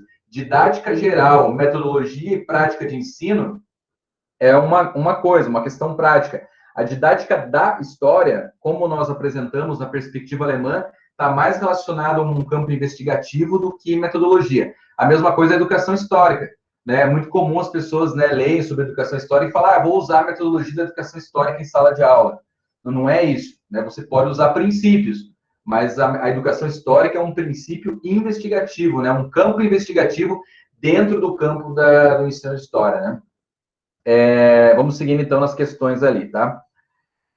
A Dora de Saga Lindo colocou assim: na cultura histórica contemporânea, podemos identificar um recrudescimento de abordagens revisionistas e negacionistas em relação aos processos históricos traumáticos da história nacional, como a escravidão e a ditadura civil-militar. Como podemos pensar a formação da consciência histórica a partir dessas abordagens? Podemos afirmar que tais abordagens disputam uma consciência histórica compartilhada? Aqui é interessante pensar, né, e aí é o meu ponto de vista em relação a isso, né, que a gente vive um tempo, né, em que esses revisionismos, né, e os negacionismos históricos estão mais em voga, né.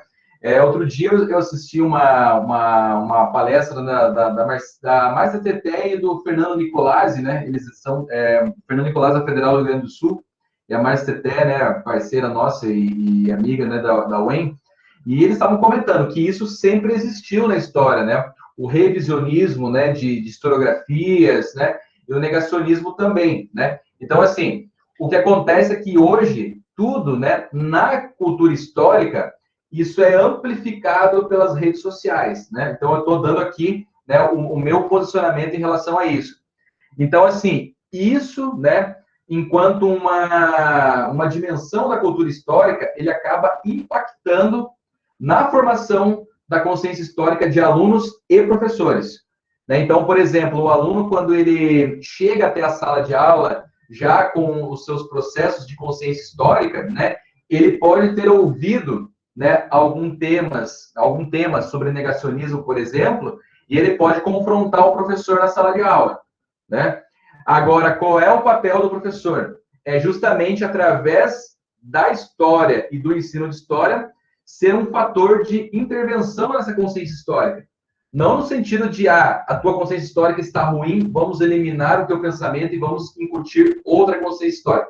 Não é isso. Mas através do trabalho com o conhecimento histórico, você mostrar aquilo que o Riesen e o Bodo von Boris chamam bastante de multiperspectividade. Ou seja, existem formas de interpretação de fatos de conhecimento histórico. Agora, questões de negacionismo, por exemplo, tem coisas que são dados, né, que você não discute.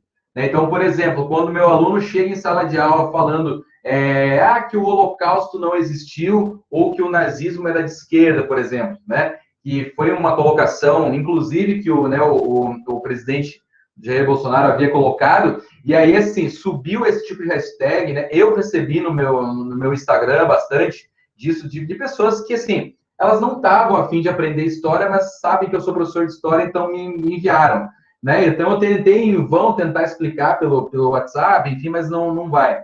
Mas em sala de aula, o papel do professor é mostrar essas múltiplas abordagens e mostrar, olha, que os negacionismos, eles acontecem, mas tem questões que são postas na historiografia, né? Hoje você não nega mais a questão do Holocausto, você não nega a questão do próprio nazismo ser de esquerda ou não e tal. São coisas que já são colocadas na historiografia. Então, assim, o papel do professor não é eliminar a consciência histórica inferior, claro que não é isso, né, do aluno, e impor uma consciência histórica melhor. Não, é ele trabalhar o conhecimento histórico de maneira que o aluno possa mudar, né, ou que ele possa ter um referencial teórico de interpretação do mundo amplo, e não só uma visão. Tá? Então, aí seria nesse sentido, tá? Que a gente trabalha, né? Isso é trabalhar na perspectiva da formação da consciência histórica. Júlio César tinha colocado uma questão, né? Portanto, todos temos consciência histórica, mesmo que elas não sejam semelhantes a nossas? Arnaldo, aborde essa que você havia falado sobre isso, né? Oi. Então, Júlio César, sim, né? Nós todos temos consciência histórica. Inclusive tem um livrinho azulzinho, né, bem famoso do Luiz Fernando Serri, em que ele faz essa análise de dimensões de teorias de consciência histórica para Agnes Heller, para Gadamer, enfim, ele vai trazer diversas perspectivas sobre consciência histórica, né? E todos nós, então, estamos envolvidos na sociedade, todos nós recebemos produtos do passado, e as consciências, elas vão ser identificadas, como tem uma relação de identidade, ela está relacionada ao indivíduo, né? Então, existem diferentes perspectivas, diferentes entendimentos de consciência histórica, como o William colocou, né? Nós não vamos conscientizar historicamente, né? Eu vi um trabalho do Prof. História que trazia isso. Era um trabalho sobre escola sem partido, em que, usando a perspectiva de Riesen, propunha uma conscientização histórica em relação a... Não é isso, né? É trabalhar com essas vivências, trabalhar com essas ações, porque nós não vamos dizer o que ele está trazendo é errado, né? O que ele está pensando do ponto de vista sobre uma perspectiva histórica é errada, mas o que nós vamos questionar, o que nós vamos colocar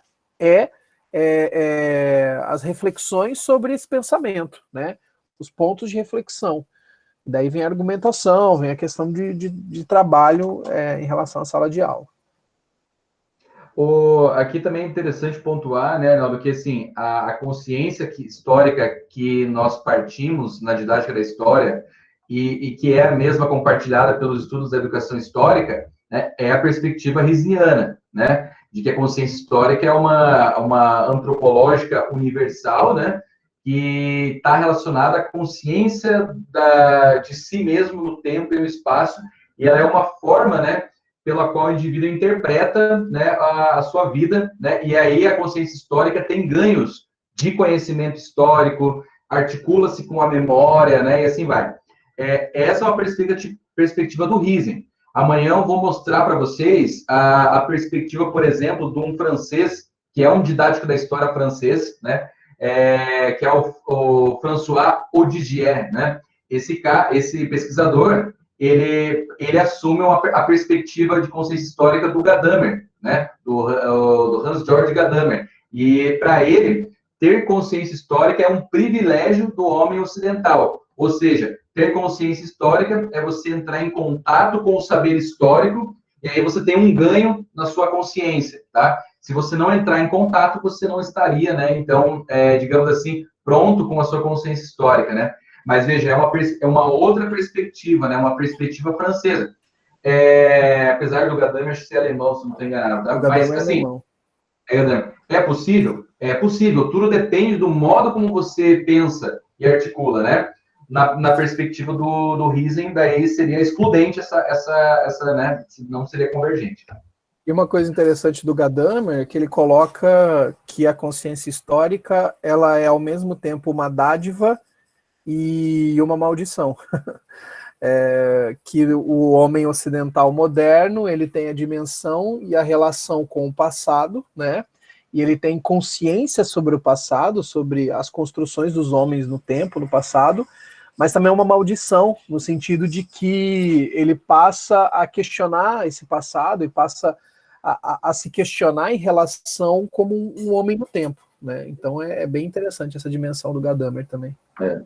O Ramon ele fez uma colocação, né? Noto que essa didática se modifica de acordo com a consciência histórica, visto que a identidade e a cultura local em que a escola e os alunos e professores estão inseridos, né? O município, estado, país. Ontem mesmo tivemos uma palestra sobre eurocentrismo e racismo presente nos livros didáticos de história em Portugal. Aqui ainda temos esse problema, mas após as leis que obrigam o ensino de história afro-brasileira e indígena, esse tema se tornou central e mais presente no discurso. Enquanto em Portugal isso ainda é um tabu, uma discussão tratada por poucos especialistas pelos problemas serem mais naturalizados. Justamente, isso vai variar de local para local. Tem um artigo, agora eu sempre me confundo, eu não sei se é da Jaqueline Zarbato, da UFMS, ou da outra parceira dela, que eu esqueço, da Esquinelo. E ela fez, eu acho que era a Jaqueline Zarbato, ela faz uma análise sobre a representação do africano em livros didáticos de história do Brasil e de Portugal. E é isso que o Ramon falou. Em Portugal, aquelas imagens sobre escravidão, os africanos são mostrados assim, como se fossem aqueles desenhinhos de criança, né? Todos em paz, no engenho, tudo mais e tal.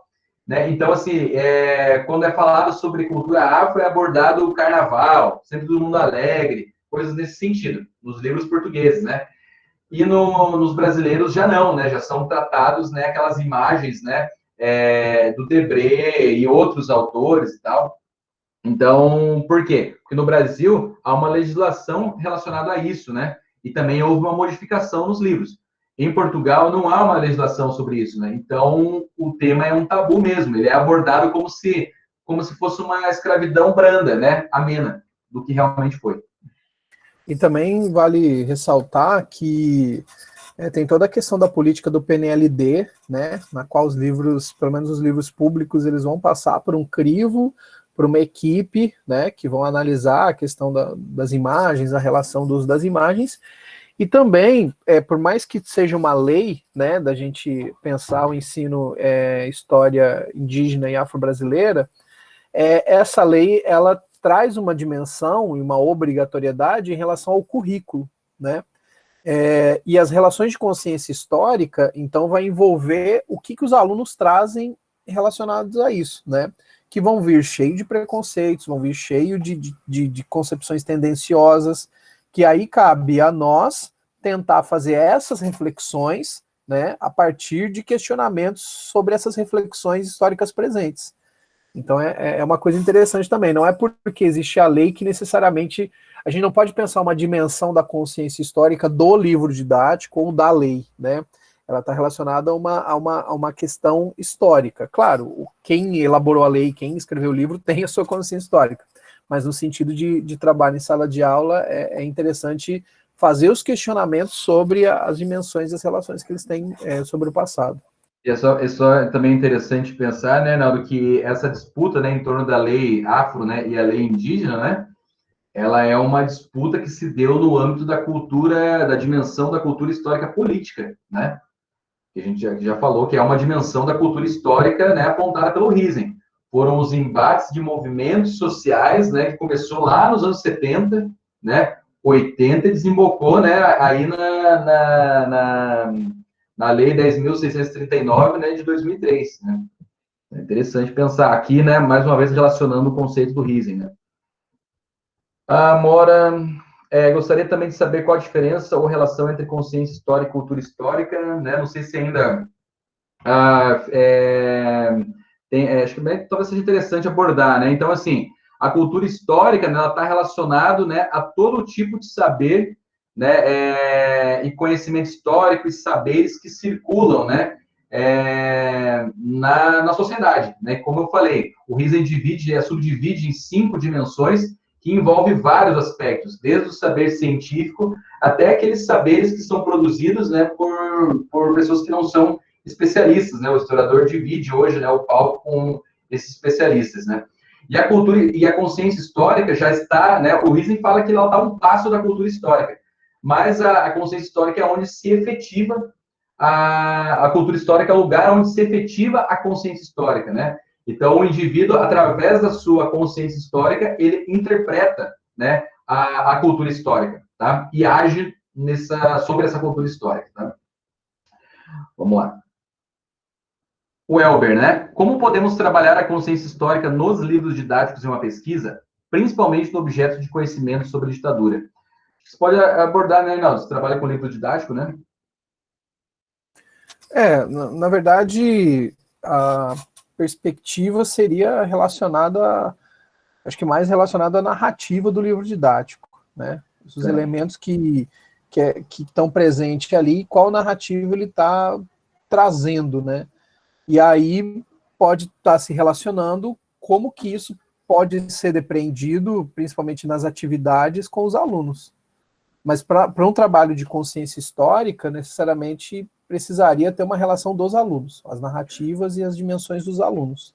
Tem um trabalho, tem vários trabalhos, né? Mas tem um que é uma tese do Daniel Medeiros, ele defendeu, né, na UFPR, que ele livros didáticos e consciência histórica e tal. Então, assim, ele quis perceber várias questões ali e tal, mas aí ele entrevistou alunos e professores, né? Entende? Daí, sim, no caso aqui da ditadura militar, né, se você for trabalhar com livros didáticos, penso eu que daria para fazer da seguinte forma.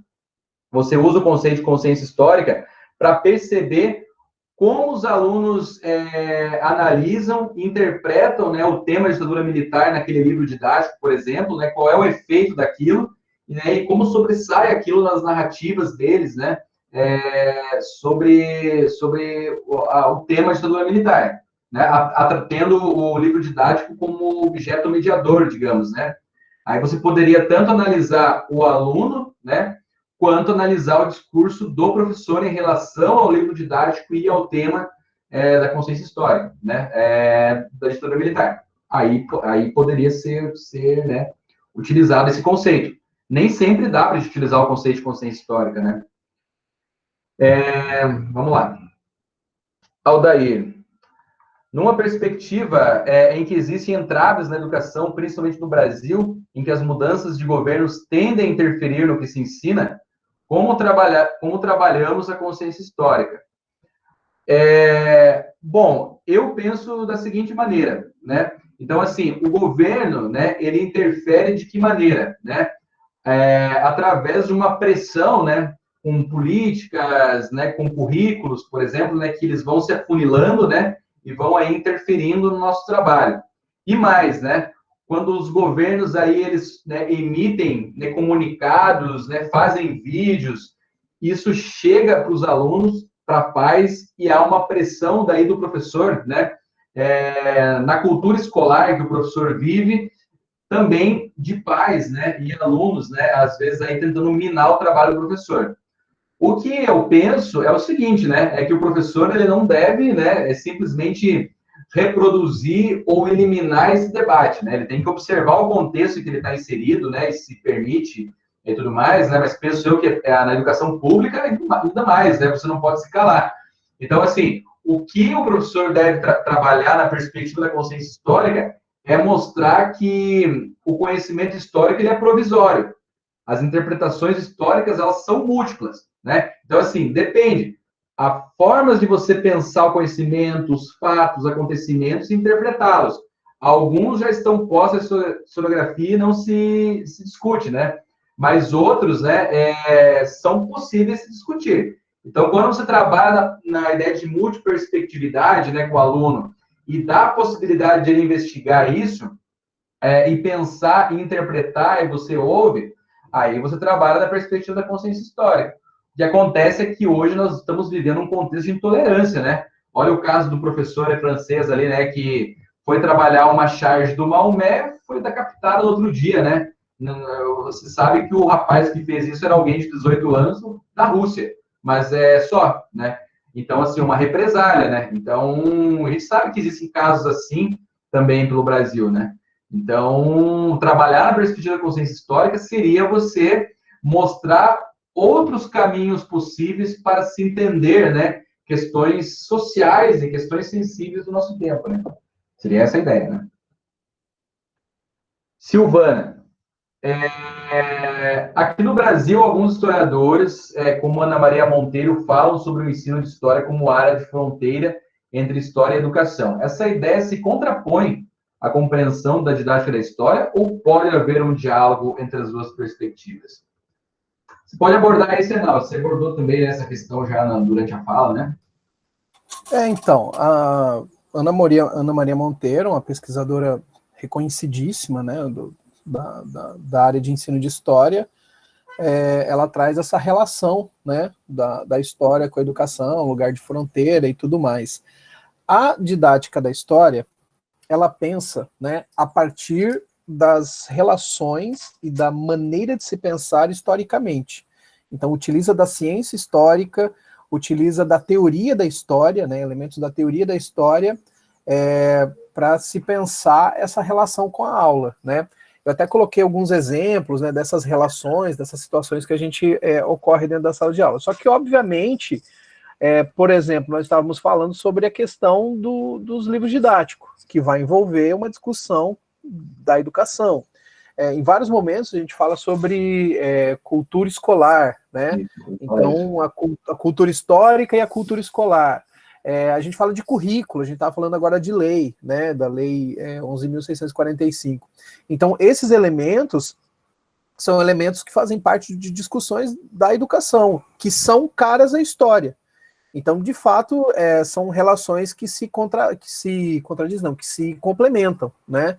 O que não acontece, o que, digamos assim, pensar a questão do ensino de história, necessariamente, como uma questão da educação, né? Algo que pertence somente à educação, que acontece em algumas universidades. No caso, a minha universidade, na Universidade Federal de Pernambuco, as disciplinas, no caso da história, né, de metodologia de ensino e de estágio, acontecem no centro de educação. Muito provavelmente são reflexo lá dos anos 60, né? Só para vocês terem uma ideia, o meu departamento chama Departamento de Métodos e Técnicas de Ensino, né? Então pensa essa concepção. Então eu tenho um método, eu tenho uma técnica que eu vou ensinar, que eu vou fazer um ensino de história. No caso da Ana Maria Monteiro, inclusive, ela traz alguns estudos sobre a questão da transposição didática, né? É uma outra leitura, uma outra dimensão, um pouco diferente, né? Ela traz uma leitura já mais oxigenada daquela perspectiva do Chevalar, né? Clássica e tradicional. Mas é possível, sim. Essas relações, elas são importantes, possíveis e importantes. E também, eu acho que também essa questão, né, que pega muito na didática da história, né, Arnaldo, em termos de investigação, não é em si os diálogos que ela faz com a educação, porque ela faz. Realmente um lugar de fronteira. A grande questão é em qual epistemologia você estaria ancorado, né? Então, por exemplo, os trabalhos do campo da didática da história e da educação histórica, eles ancoram-se na epistemologia da história, para compreender esses processos, né? Enquanto que muitos trabalhos do campo do ensino de história desenvolvidos, né, em articulação com a educação, por exemplo, articulam-se em autores da educação, lá dos fundamentos da educação e também na psicologia da educação, né? Aí que é um grande embate, né? Porque a didática e a educação histórica fundamentam-se na teoria da consciência histórica, né, formulado no campo da historiografia alemã, enquanto que outras investigações formulam-se aí, né, por exemplo, lá em Vygotsky, Piaget, enfim, outros, né? Então, isso é o que diferencia o campo, né? Tá? Seria essa a ideia.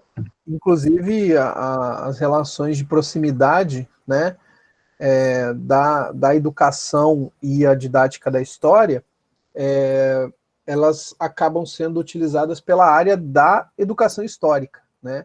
Porque a educação histórica ela é pensada lá na Inglaterra como uma resposta à teoria de desenvolvimento do Piaget, que não estava, digamos assim, possibilitando um entendimento, ou não estava possibilitando pensar a aprendizagem histórica. Então, é um ponto que acaba se aproximando e por conta disso, até mesmo essa confusão, né, da didática da histórica, da didática da história com a educação histórica, né, porque daí acabam entrando concepções da consciência histórica, da cultura histórica, junto das teorias da educação histórica, né. Mas são essas perspectivas que são campos distintos, né, mas que no Brasil acabam assumindo essa proximidade, né. Os pesquisadores ali. Eu acho que dá mais um tempinho ainda, Arnaldo, responder mais duas perguntas que foram colocadas ali depois. Deixa eu só colocar no slide aqui, que acho que é interessante. Nós encerramos por hoje daí, tá? Vai dar bem certinho o nosso horário. Nós somos pontuais aqui, pessoal. Cumprimos a risca, somos metódicos nessa questão. Deixa eu só articular aqui, tá? Então, lá vai. Já tá aparecendo já aí, né? Eu articulando aqui, né, as perguntas. Já. Vamos lá, então. O professor Silvio Lisboa colocou assim: professor, como trabalhar as noções que os alunos já trazem de preconceito e de valores sobre a inferioridade negra e indígena? Há um certo senso desses valores que às vezes gera choque de consciência histórica, né? Bom, eu acho que aqui é o que a gente já havia comentado, né, Arnaldo? Assim, os alunos eles vão trazer concepções e opiniões e valores em sua consciência histórica, né? E aí o trabalho do professor, e aí o professor precisa conhecer a sua turma, conhecer a sua sala, né? E trazer elementos que possam mostrar, por exemplo, outros caminhos em relação a isso, né? Então, para não causar o choque, né, digamos assim, de visões e interpretações, o professor não pode impor a sua visão, mas mostrar caminhos. Como? Através da leitura de imagens, de fontes, de um estudo de caso, de problematizações, né? E aí são questões, né, de metodologia, né? Então, o professor pode trabalhar nessa perspectiva, né? Então, assim, trabalhando nisso, você poderia trabalhar, né, uma mudança, né, através do conhecimento histórico na consciência histórica desses alunos, né? Seria um caminho possível.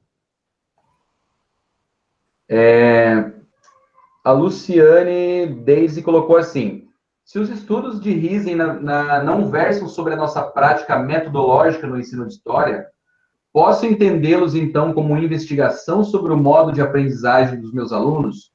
Desse modo, encontro subsídios para fomentar a minha metodologia?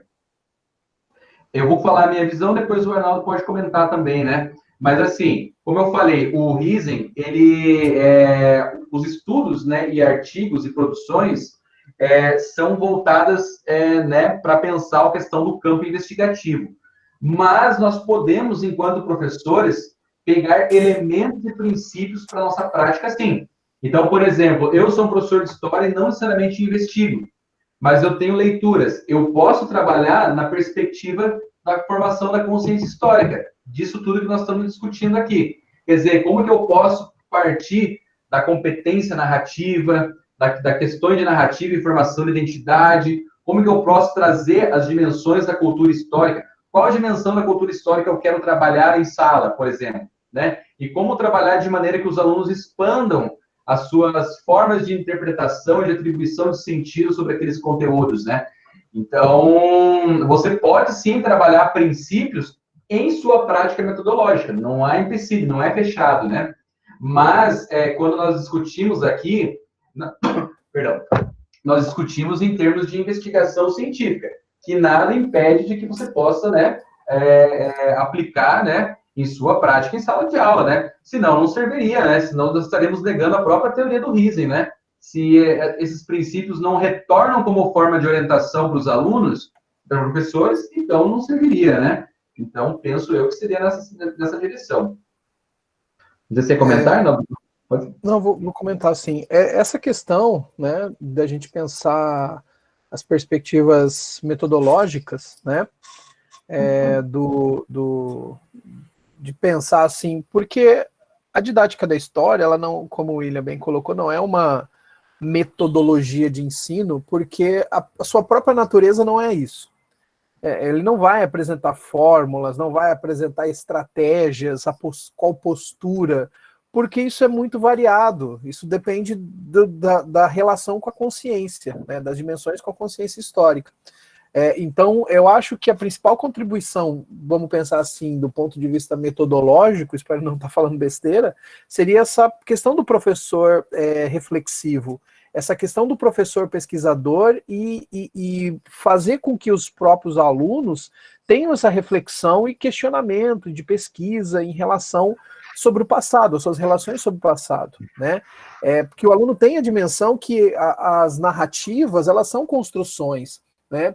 Que quando você aprende história, você está aprendendo uma perspectiva a partir de um ponto de vista, a partir de uma análise de uma fonte, a partir de múltiplas narrativas e que podem ter outras dimensões, né? Que o passado não é pronto, o passado não está acabado.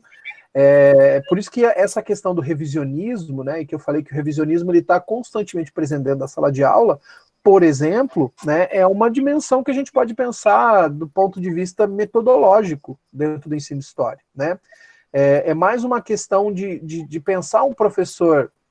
É que a gente fala professor reflexivo, né? Parece que a gente está levando em consideração que os professores não são, né? Mas é um professor reflexivo dentro de uma perspectiva histórica, na construção de aulas históricas, né?